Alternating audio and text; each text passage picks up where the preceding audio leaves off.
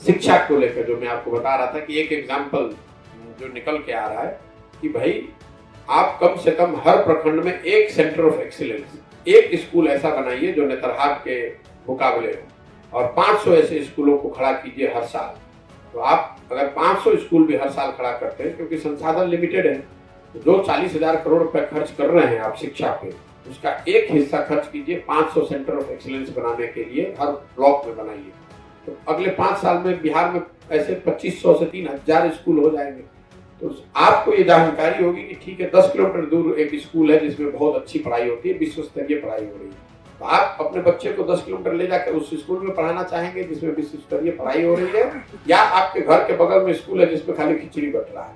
मुझे लगता है ये जो अप्रोच हम लोग सुधार रहे हैं कि स्टैगर्ड, क्योंकि शिक्षा व्यवस्था इतनी बेहाल हो गई है कि इसको किसी तरीके से बैंडेज लगाकर नहीं सुधारा जा सकता है। बिहार में 10 लाख शिक्षकों की जरूरत है। अगर आप पूरे शिक्षा व्यवस्था को सुधारना चाहते हैं तो 10 लाख काबिल शिक्षकों की जरूरत है। बहुत बड़े पैमाने पर करीब करीब हम लोग का अनुमान है 2.5 से 3 लाख करोड़ रुपया फिजिकल इंफ्रास्ट्रक्चर बनाने में लगेगा।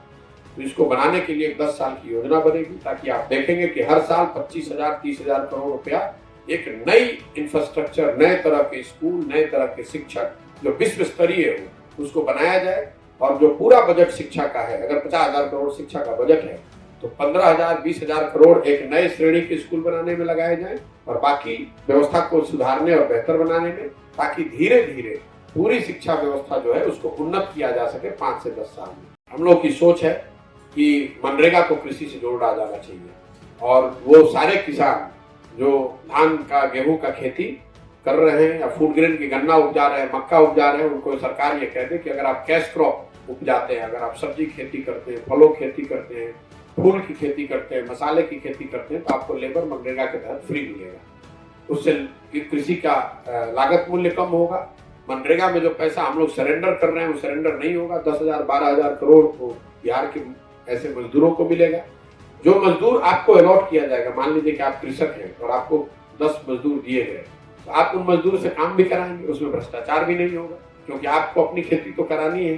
तो उससे कृषि की गुणवत्ता बेहतर होगी, कि किसानों की आमदनी बढ़ेगी, बिहार फूड ग्रेन से कैश क्रॉप की ओर बढ़ेगा।